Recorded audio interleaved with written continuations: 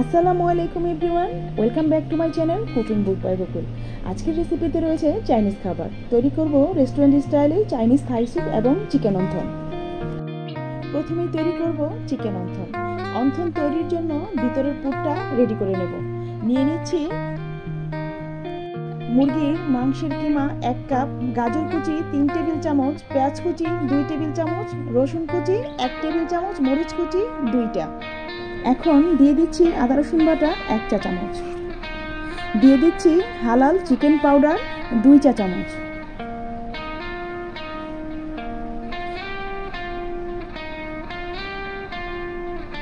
লবণ দিয়ে দিচ্ছি সামান্য, সয়া সস 1 চা চামচ, ডিম 1টার অর্ধেক, বাকিটা রেখে দেব পরে কাজে লাগানোর জন্য। এখন এই সবগুলো উপকরণ একসাথে ভালো করে মিশিয়ে মেখে নেব। আমি এখানে লবণ কম দিয়েছি কারণ সয়া সসে লবণের মাত্রাটা একটু বেশি থাকে।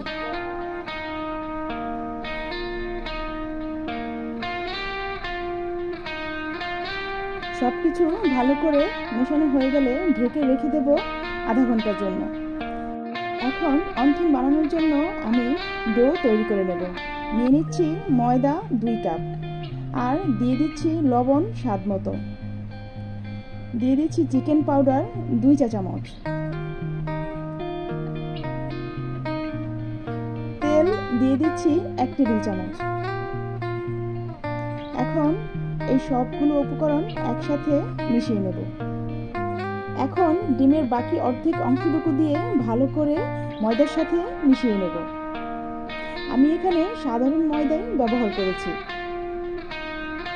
এখন সামান্য করে পানি দেব এবং ডোটা আমি তৈরি করে নেব। এখানে অল্প অল্প করে পানি মিশিয়ে নেব। অল্প অল্প করে পানি মিশিয়ে একটা সফট ডো তৈরি করে নেব। ডোটাকে আমি ভালো করে মথে নিচ্ছি। কিছুক্ষণ মথে তারপর ঢেকে রেখে দেব 20 মিনিটের জন্য।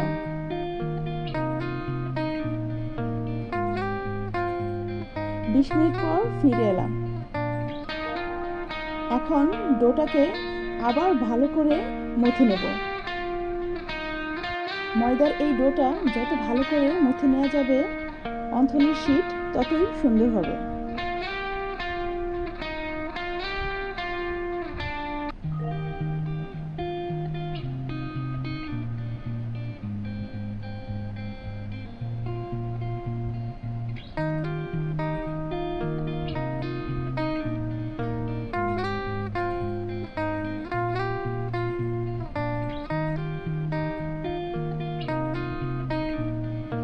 এবার আমি চাকু দিয়ে এটাকে 4 ভাগে ভাগ করে নিচ্ছি।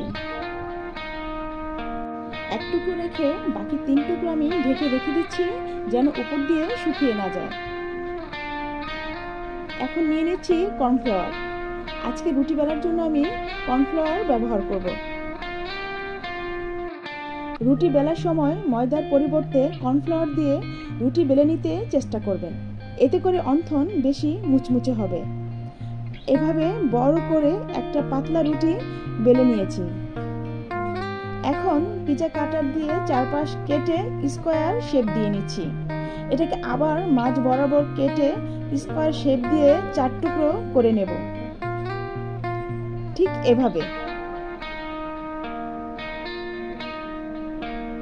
তৈরি হয়ে গেল আমার অনথনের শীট।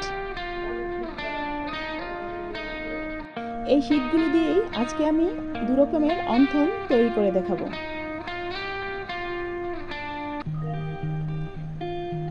চলুন তাহলে অনথন বানানো শুরু করা যাক। এখন শীটের এক সাইডে দিয়ে দিচ্ছি চিকেনের পুর। সাইডগুলো যাতে খুলে না যায় সেজন্য সামান্য ময়দা আর পানি মিশিয়ে একটু ঘন ব্যাটার তৈরি করে নিয়েছি। শীটের যে সাইডে পুর দিয়েছি সেই সাইডে একটু ব্যাটার লাগিয়ে নেব। ঠিক এভাবে শীটের কোণাটা টেনে পুরটা ঢেকে দিয়ে সাইডগুলো চেপে দেব। এখন এই পুরটা আমি আরেকটা ভাঁজ দিয়ে দেব।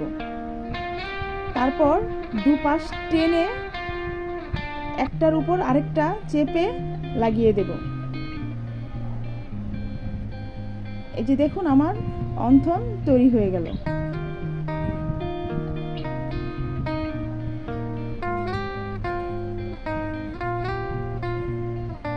আমি আরেকটা অন্থন তৈরি করে নিচ্ছি। এটা পুরোটা দিব মাঝখানে দিয়ে সাইডগুলোতে একটু বেটার লাগিয়ে নেব। এবার এক কোণা থেকে টেনে ওই কর্নারে একেবারে লাগিয়ে পাশগুলি সব চেপে চেপে লাগিয়ে দেব।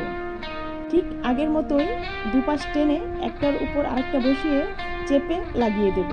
এভাবে করে আমার সবগুলো অন্থন রেডি করে নিয়েছি। এখন চলে যাব চুলায় ভাজতে। চুলার মিডিয়াম আঁচে আমি তেল গরম করে নিয়েছি। চুলার আঁচটা অবশ্যই যেন মিডিয়ামের চেয়ে একটু কম থাকে। বেশি আঁচে অন্থন ভাজলে পুড়ে যাওয়ার সম্ভাবনা আছে আর ক্রিস্পিও হবে না। সেজন্য মিডিয়ামের চেয়ে একটু কম আঁচে ভেজে নিলে অন্থনগুলো খুব ক্রিস্পি হবে। আর ভিতরে যেহেতু কাঁচা মাংস রয়েছে সেজন্য আমার এই অন্থনগুলো একটু মিডিয়ামের চেয়ে একটু কম আঁচে ভেজে নিতে হবে। একটা কাঠি দিয়ে উল্টে পাল্টে ভেজে নিচ্ছি। অন্থনগুলো বাদামি রং না হয়ে আসা পর্যন্ত উল্টে পাল্টে ভেজে নেব।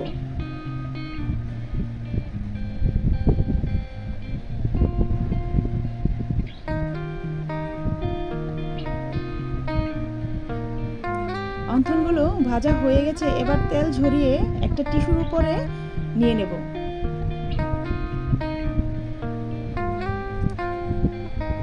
ব্যাস, আমার তৈরি হয়ে গেল চাইনিজ স্টাইলে চিকেন অন্থন। এভাবে আমি সবগুলো অন্থন অল্প আঁচে ভেজে নেব। বাহিরটা একেবারে ক্রিস্পি, ভিতরটা জুসি। আমার অন্থন সম্পূর্ণ রেডি। এবার শুধু খাওয়ার পালা।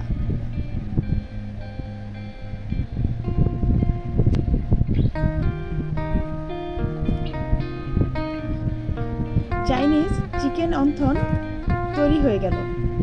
এবার চলে যাচ্ছি থাই স্যুপ রান্নার জন্য।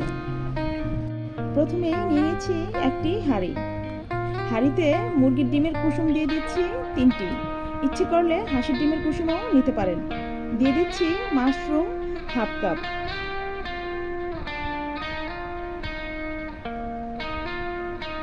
মুরগির মাংস হাফ কাপ,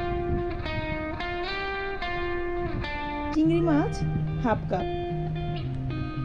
এই সব কিছু ছোট ছোট করে কেটে নিয়েছি। দিয়ে দিচ্ছি মরিচের গুঁড়ো 1 চা চামচ, দিয়ে দিচ্ছি চিকেন পাউডার 2 চা চামচ। ইচ্ছা করলে এটা বাদও দিতে পারেন। দেশি আদা 4 টুকরা স্লাইস করে কাটা, red chilli sauce half cup, দিয়ে দিচ্ছি টমেটো সস হাফ কাপ।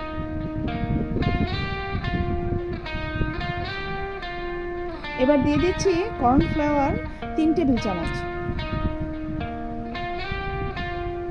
লবণ স্বাদ মতো। এই সব কিছু একসাথে দিয়ে ভালো করে স্প্যাচুলার দিয়ে মিশিয়ে নিচ্ছি। এখানে আমি দেশি আদা ব্যবহার করেছি, থাই আদাটা আমার কাছে নেই। দিয়ে দিচ্ছি চিনি 3 চা চামচ, দিয়ে দিচ্ছি সয়া সস 2 টেবিল চামচ। সবকিছু ভালো করে একসাথে আবারও মিশিয়ে নিচ্ছি। এখন দিয়ে দেব লেমন গ্রাস বা থাই পাতা। থাই পাতার গোড়াগুলো একটু থেতলে নিচ্ছি।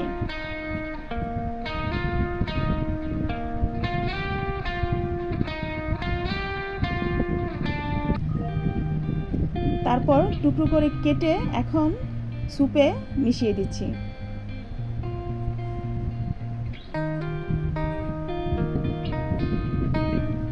এবার দিয়ে দেব সামান্য একটু বিট লবণ,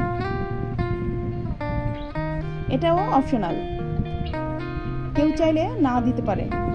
এখন দিয়ে দিচ্ছি পানি 6 কাপ।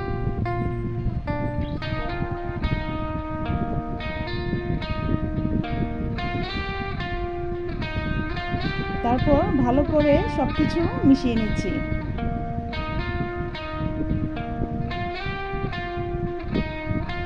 এখন চলে যাব চুলায় রান্না করতে।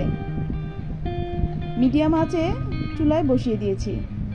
স্যুপ রান্নার সময় একটু ঘন ঘন নাড়তে হয়, নয়তো নিচে লেগে যাওয়ার সম্ভাবনা থাকে।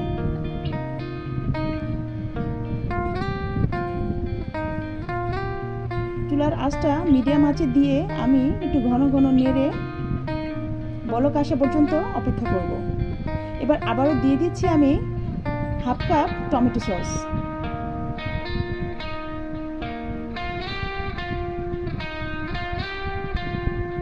থাই স্যুপে টমেটো সসের ব্যবহারটা একটু বেশিই হয়।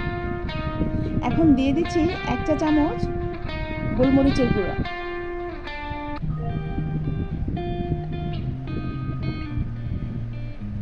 দিয়ে দিচ্ছি লেবুর রস 3 টেবিল চামচ,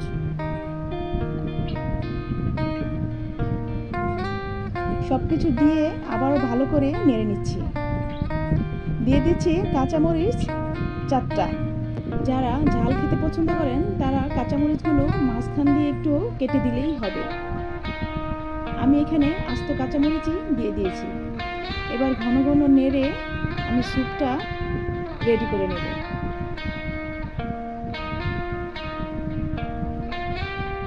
স্যুপে বলক চলে এসেছে। আর কিছুক্ষণ রেখেই আমি স্যুপ নামিয়ে নেব। থাই স্যুপ রান্না করতে বেশি সময়ের প্রয়োজন হয় না, বলক আসার একটু পরেই নামিয়ে নিতে হয়। আজকের এই থাই স্যুপে আমি কোনো কালার ব্যবহার করিনি। যদি এর চেয়েও কেউ বেশি কালার চান তাহলে সামান্য একটু জর্দার রং ব্যবহার করতে পারেন। আমি একটা বাটিতে থাই স্যুপ ঢেলে নিচ্ছি।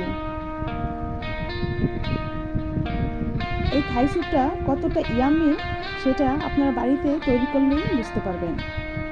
আমার আজকের এই রেসিপি দুটো কেমন লাগলো তা অবশ্যই জানাবেন। যদি ভালো লাগে তাহলে আমার চ্যানেলটি সাবস্ক্রাইব করে পাশেই থাকবেন। আল্লাহ হাফেজ।